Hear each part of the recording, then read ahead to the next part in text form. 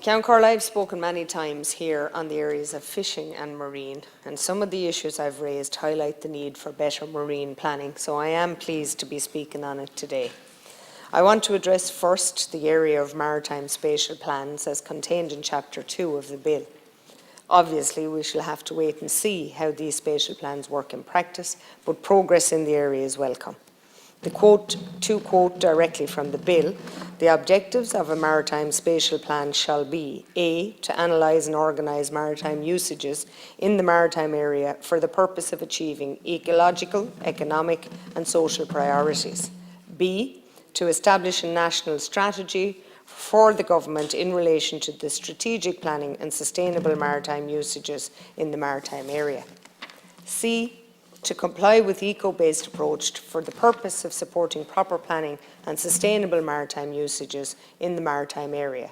And D. To promote the calculation of different types of maritime usages in the maritime area.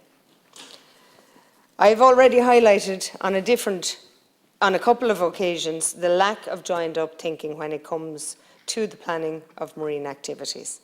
I use the example of cable laying activities being issued a licence to operate in fishing areas, which effectively meant that two separate departments granted licences for two different activities in the same area that led to conflict. The conflict stemmed from the lack of clear rules and regulations as to what activities would have priority. Fishermen were receiving cease and desist letters from cable laying companies because the fishing activities were interfering with the cable laying. It is for reasons such as this that we need a clear maritime plan for an area to organise the usages in such a way as to reduce conflict. The fishing community in particular has been hit hard over the last number of years. It is the oldest and longest established maritime activity. In the same way as horses have the right to use our roads, fishermen have the right to use our waters. Therefore, I hope that when a maritime spatial plan is being produced, that at all times the rights of Irish licence holders to fish in our waters is protected, and above all, other activities has the right of way in our waters. I note too that this bill establishes an organisation, much has been mentioned of it today, to be called the Maritime Area Regulatory Authority. I have some examples of issues they might consider on working on as soon as possible, albeit that the agency is not yet set up. But the first is an issue related to salmon drift net fishing. Following recent correspondence with licence holders for salmon drift net fishing, I was supplied a copy of correspondence sent to them by the then Minister John Brown, father of the previous Minister here, Deputy James Brown. He received this letter on the 13th of February 2007 regarding a temporary suspension of salmon drift net fishing in the interests of conservation. The correspondence refers to a hardship fund aimed at alleviating hardship, which is related to loss of income derived from salmon harvesting in recent years, caused in turn by the cessation of mixed stock fishing in the interests of conservation. The hardship fund or compensation package was given to licence holders who were willing to relinquish their licences. Those who held on to their licences in anticipation of a resumption of salmon fishing have not yet received any compensation, nor have they been permitted to resume their fishing activities.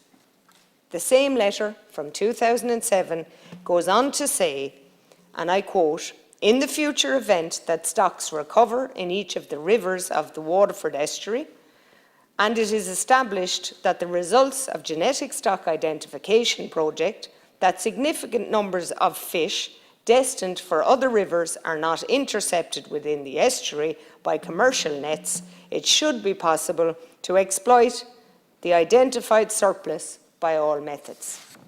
This paragraph clearly shows that under certain conditions that salmon drift net fishing would be allowed to return. Over 14 years later, it still remains suspended. In the interest of the fairness to the people involved, I'm asking Minister to do the following.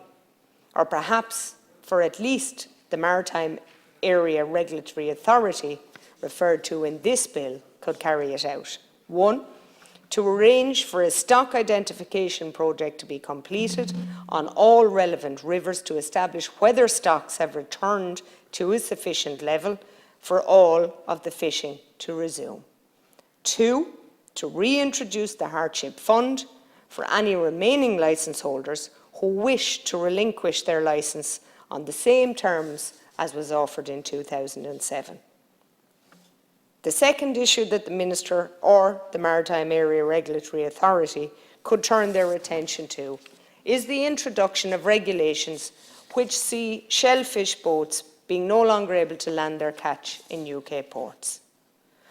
From October 1st, bivalve mollusk shell fishing boats can no longer land their catch in the UK, meaning that they must go to Belgium or France to land their catch.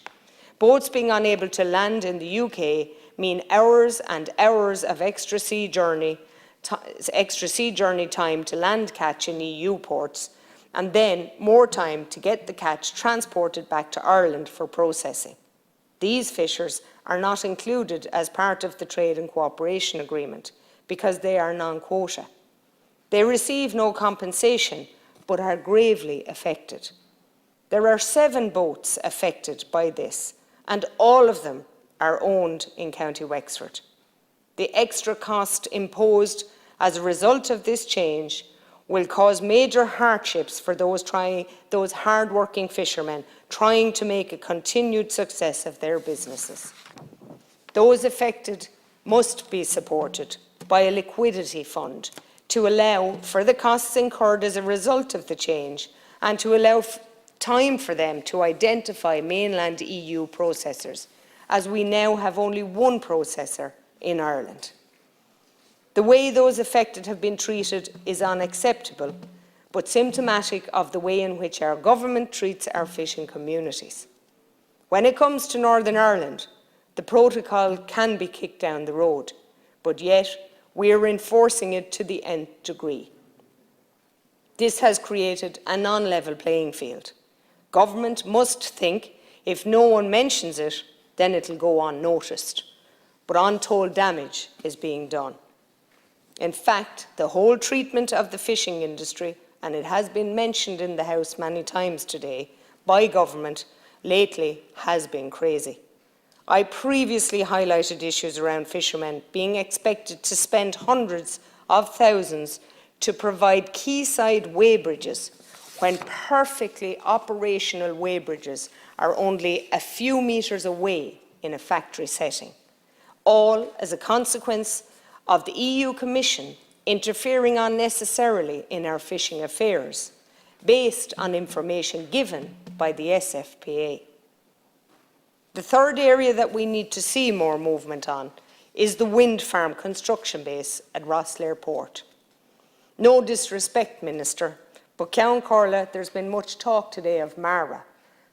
It's a quango that's not yet set up, but yet it's to be housed in a building in Wexford that's not yet built.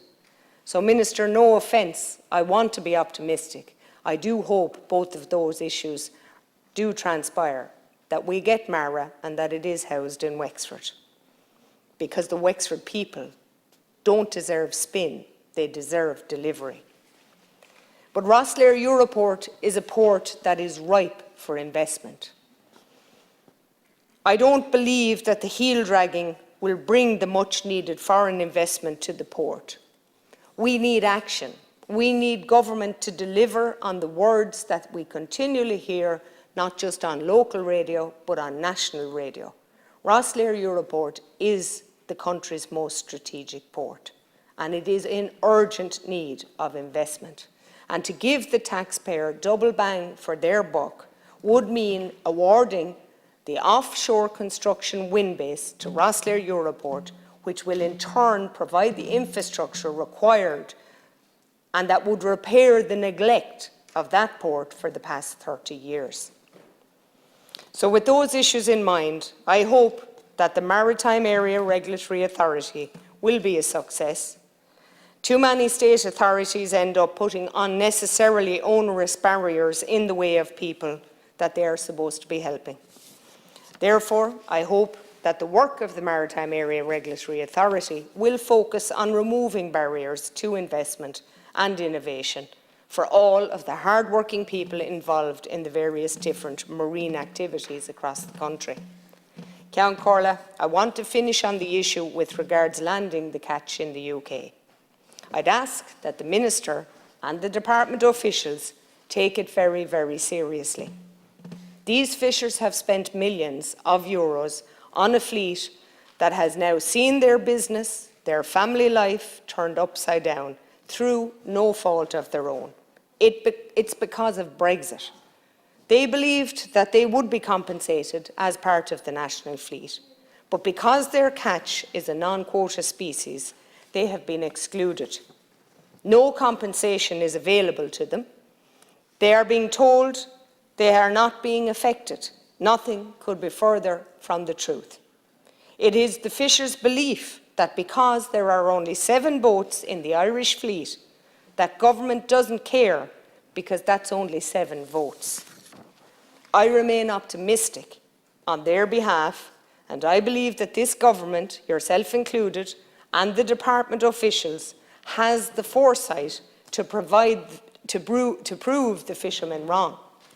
Because as a Wexford woman, where the entire fleet is owned and based, I know that government members elected by Wexford, Minister Brown has just returned to the chamber, are well aware of that all of Wexford is united behind the small group of fishers and the many that live in our fishing communities. Those who work in the only scallop processing plant in the country are full square behind them also. It's based in Kilmore Quay. We have the best fish restaurants in the country because of our fishers. I'm going to name some of them because they deserve it, because they depend on the 7 boats that you may see as 7 votes. But I will name all of the restaurants I can. Their families, their communities, our county are all votes in this regard. We have La Côte Wexford Town. We have the Lobster Pot in Carn. Sharky's Fish and Chips becoming a well-known chain. The Silver Fox, Mary Barry's, both in Kilmore. The Strand Tavern Duncannon, the Hollow Rams Grange, Burns Ballyhack, Best Seafood Chowder awarded to Green Acres in Wexford. Now these, as I said, Minister, are all family-run businesses, supporting the community, but based on our fishing sector, and 7 boats. And I implore that you take that on board and you consider the communities that are involved in those 7 boats. And I'm available to discuss that issue with yourself, the government or your officials at any time. Thank you, Ceann Comhairle.